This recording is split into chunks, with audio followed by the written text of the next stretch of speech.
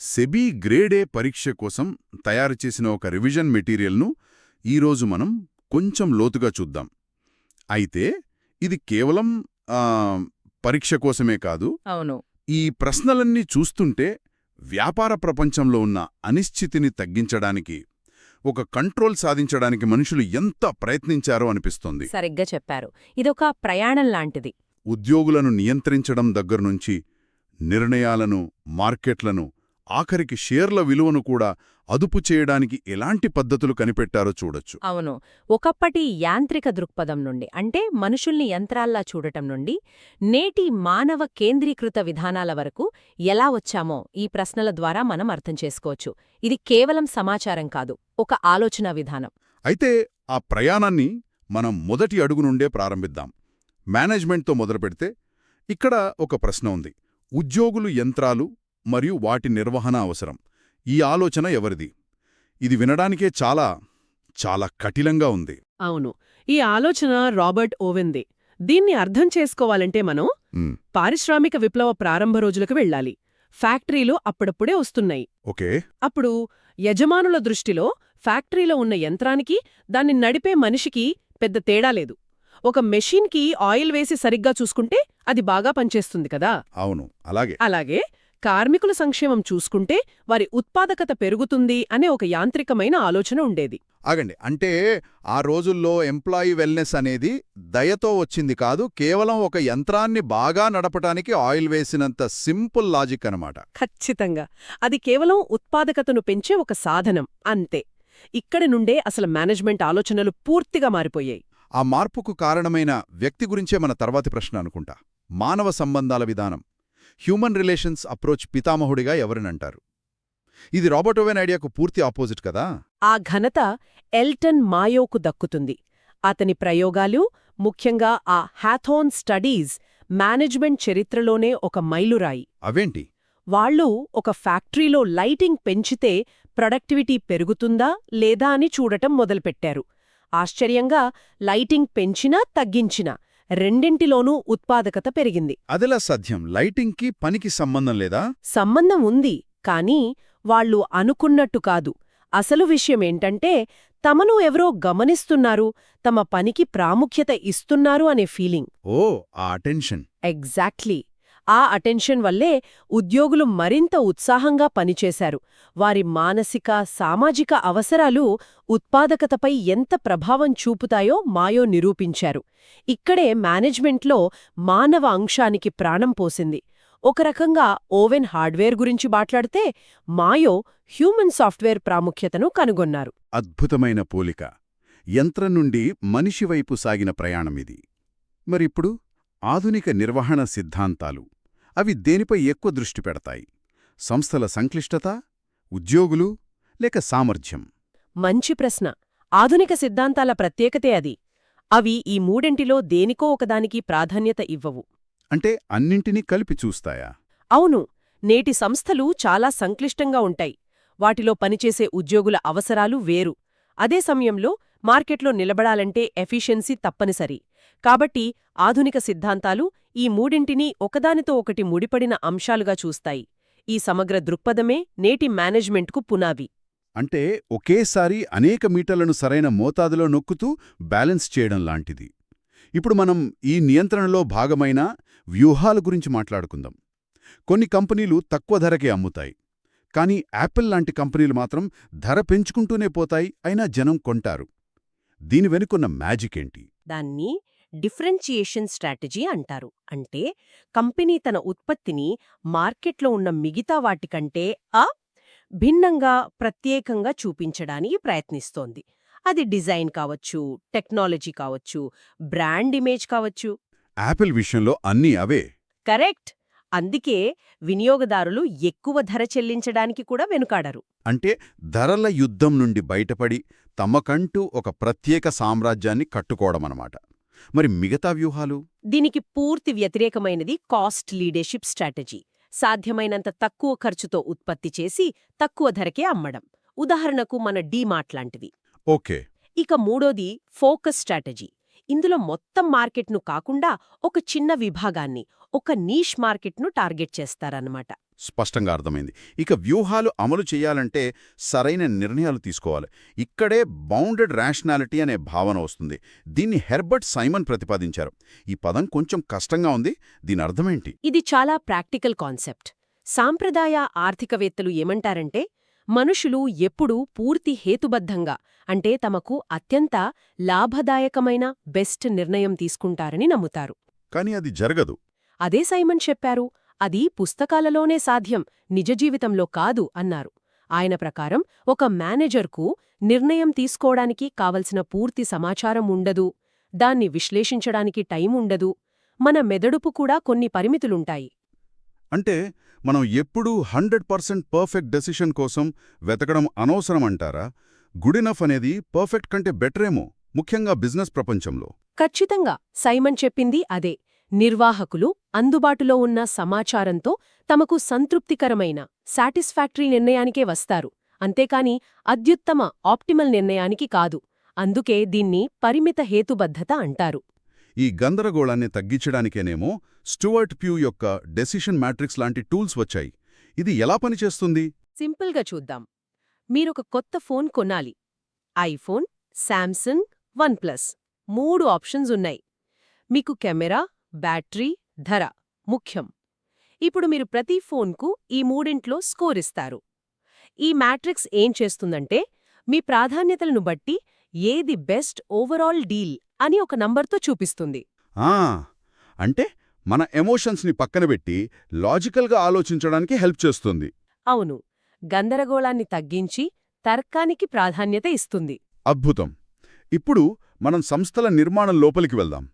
ఒక సంస్థలో span of control 7 ఉంటే అది ఏ రకమైన నిర్మాణానికి దారితీస్తుంది? అసలు స్పాన్ ఆఫ్ కంట్రోల్ అంటే ఏంటి? అంటే ఒక మేనేజర్ కింద నేరుగా ఎంతమంది ఉద్యోగులు పనిచేస్తున్నారు అనే సంఖ్య. ఈ సంఖ్య తక్కువగా ఉంటే దాన్ని నారో స్పాన్ అంటారు, అది ఎక్కువగా ఉంటే వైడ్ స్పాన్ అంటారు. మరి ఈ సంఖ్య సంస్థ ఆకారాన్ని ఎలా మారుస్తుంది? వైడ్ స్పాన్ ఉన్నప్పుడు, అంటే ఒక మేనేజర్ ఎక్కువ మందిని చూస్తున్నప్పుడు సంస్థలో లెవెల్స్ తగ్గిపోతాయి. ఇది ఒక ఫ్లాట్గా ఉండే ఆర్గనైజేషన్కు దారితీస్తుంది. స్టార్టప్లలాగా. కరెక్ట్. దీనివల్ల కమ్యూనికేషన్ వేగంగా ఉంటుంది. దీనికి విరుద్ధంగా నారో స్పాన్ ఉంటే ఎక్కువ స్థాయిలు ఏర్పడి ఒక పిరమిడ్ లాంటి టాల్ ఆర్గనైజేషన్ ఏర్పడుతుంది. ప్రభుత్వ సంస్థలు సాధారణంగా ఇలా ఉంటాయి. ఇక్కడే ఒక ఆసక్తికరమైన ఐడియా ఉంది, బౌండరీలెస్ ఆర్గనైజేషన్. ఈ మాట వినడానికే చాలా విప్లవాత్మకంగా ఉంది. ఈ భావనను జనరల్ ఎలక్ట్రిక్ మాజీ సీఈఓ జాక్ వెల్చ్ ఇచ్చారు.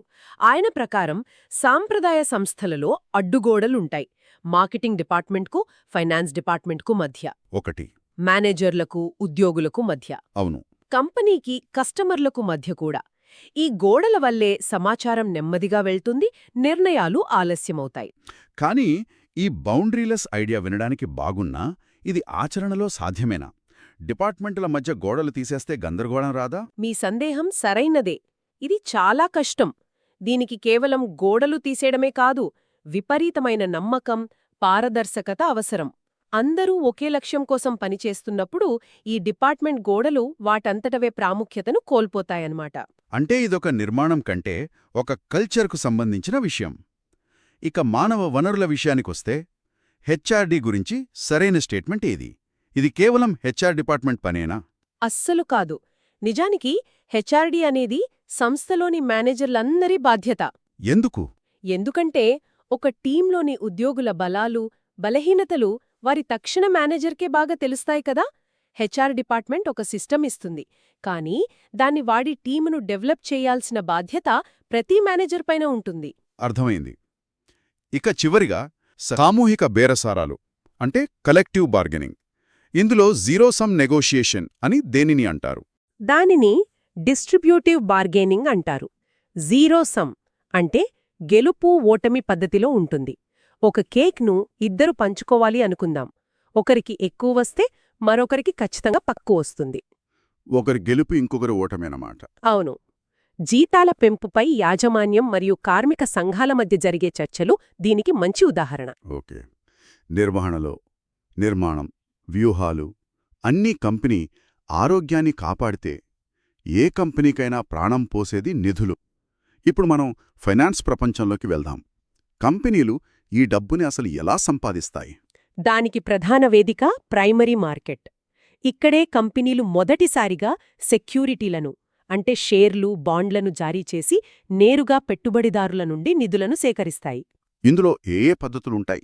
పబ్లిక్ ఇష్యూ అంటే ఐపీఓ లాంటివి, రైట్స్ ఇష్యూస్, ప్రైవేట్ ప్లేస్మెంట్, ఇలా చాలా మార్గాలుంటాయి. స్వల్పకాలిక మనీ మార్కెట్ సాధనాలలో కనీసం రూ. 1,00,000 మొత్తంతో ఉండేది ఏది? అది సర్టిఫికెట్ ఆఫ్ డిపాజిట్ లేదా సిడి. మనం బ్యాంకులో ఎఫ్డి ఎలా వేస్తామో, పెద్ద కంపెనీలు, బ్యాంకులు ఒకరి దగ్గర ఒకరు స్వల్పకాలానికి డబ్బు దాచుకోవడానికి వాడే ఒక పెద్ద ఎఫ్డి లాంటిదిది. ఇక బాండ్ల గురించి ఒక ఆసక్తికరమైన ప్రశ్న. కాన్సోల్ లేదా పర్ప్ అని కూడా ఏ బాండును పిలుస్తారు? దానిని పర్పెచువల్ బాండ్ అంటారు. పర్పెచువల్ అంటే శాశ్వతమైనది. అంటే ఈ బాండ్కు మెచ్యూరిటీ తేదీ ఉండదు. మెచ్యూరిటీ తేదీ ఉండదా? అంటే అసలు తిరిగివ్వరా? ఇవ్వాల్సిన అవసరం లేదు. కంపెనీ అసలు తిరిగి చెల్లించదు. కానీ జీవితాంతం లేదా కంపెనీ ఉన్నంతకాలం దానిపై వడ్డీని చెల్లిస్తూనే ఉంటుంది. అసలు తిరిగి రాని బాండును ఎవరకుంటారు? కంపెనీలకు, పెట్టుబడిదారులకు ఇందులో ఉండే అసలైన ప్రయోజనమేంటి? ఇది నిజంగా మార్కెట్లో ఉందా? చాలా మంచి ప్రశ్న. కంపెనీకి ఇది అప్పు, ఈక్విటీ రెండింటి లక్షణాలున్న ఒక అద్భుతమైన సాధనం. అప్పులాగా వడ్డీ చెల్లించాలి, కానీ ఈక్విటీలాగా అసలు తిరిగి ఇవ్వక్కర్లేదు. మరి ఇన్వెస్టర్కు? వనరులా పనిచేస్తుంది. అయితే రిస్క్ కూడా ఉంది. కంపెనీ పరిస్థితి బాగోలేకపోతే వడ్డీ చెల్లింపులు ఆగిపోవచ్చు. భారతదేశంలో బ్యాంకులు 81 బాండ్స్ పేరుతో వీటిని తరచుగా జారీ చేస్తుంటాయి. ఓహ్, ఇప్పుడు స్పష్టత వచ్చింది. ఫైనాన్స్లో చివరిగా గార్డెన్ గ్రోత్ మోడల్ దేనికి సంబంధించింది? ఇది ఒక స్టాక్ అసలు విలువను అంటే దాని ఇంట్రిన్సిక్ వాల్యూను కనుక్కోడానికి ఉపయోగించే ఒక మోడల్. ఇంట్రిన్సిక్ వాల్యూనా? అవును. మార్కెట్లో ఒక షేర్ 100 రూపాయలకు ట్రేడ్ అవుతుండవచ్చు, కానీ దాని అసలు విలువ 80 రూపాయలు మాత్రమే ఉండొచ్చు, లేదా 120 రూపాయలు ఉండొచ్చు. ఈ అసలు విలువను లెక్కించడానికి ఈ మోడల్ ప్రయత్నిస్తుంది. అదెలా లెక్కిస్తుంది? ఈ మోడల్ ఒక పెద్ద ఊహపై ఆధారపడి ఉంటుంది. ఒక కంపెనీ చెల్లించే డివిడెండ్లు భవిష్యత్తులో అనంతమైన సంవత్సరాల వరకు ఒక స్థిరమైన రేటుతో పెరుగుతాయి అని. అది కొంచెం ఎక్కువ ఊహలా అనిపించడం లేదా? అవును, అది దానిలోని ఒక బలహీనత. కానీ ఆ ఊహ ఆధారంగా భవిష్యత్తులో రాబోయే అన్ని డివిడెంట్ల ప్రస్తుత విలువను లెక్కించి షేర్ విలువను అంచనా వేస్తారు. ఇది కూడా ఒక రకంగా భవిష్యత్తును నియంత్రించడానికి చేసే ప్రయత్నమే. ఈ మొత్తం చర్చ నుండి ఒకటి స్పష్టమవుతోంది. వ్యాపార ప్రపంచంలో నియంత్రణ సాధించాలనే తపనతో మొదలైన ప్రయాణం ఉద్యోగులను యంత్రాలుగా చూడడం నుండి వారిని మనుషులుగా గుర్తించడం వైపు, అవును, మరియు సరళమైన వ్యూహాల నుండి సంక్లిష్టమైన నిర్ణయాల వైపు, చివరికి భౌతిక ఆస్తుల నుండి డబ్బు, ఫైనాన్స్ లాంటి అదృశ్య శక్తులను నియంత్రించడం వైపు సాగింది. ఖచ్చితంగా. మనం చర్చించిన ఈ ప్రశ్నలన్నీ ఇప్పటికీ స్థిరపడిన క్లాసికల్ సిద్ధాంతాలు. ఇవి పునాదిలాంటివి. అయితే దీనిపై ఆలోచించడానికి ఒక అంశముంది. ఏంటది? మనం బౌండెడ్ రేషనాలిటీ గురించి మాట్లాడాం కదా, అది మానవ మేధస్సుకున్న పరిమితులపై ఆధారపడి ఉంది. మరి అపరిమిత డేటాను ప్రాసెస్ చేయగల ఆర్టిఫిషియల్ ఇంటెలిజెన్స్ ఏఐ నిర్ణయాలు తీసుకుంటే అప్పుడు ఆ సిద్ధాంతం ఎంతవరకు వర్తిస్తుంది? ఆసక్తికరమైన పాయింట్. అలాగే వికేంద్రీకృత ఫైనాన్స్ అంటే డీఫై మనం చర్చించిన ప్రైమరీ మార్కెట్ నియమాలను ఎలా సవాలు చేస్తోంది? నియంత్రణ కోసం మానవుడు చేసిన ఈ ప్రయాణం ఏఐ రాకతో ముగిసిపోతుందా, లేక మనం ఊహించని కొత్త సవాళ్లతో మరో మలుపు తీసుకుంటుందా? ఇది తదుపరి అన్వేషణకు ఒక మంచి ఆలోచనేమో.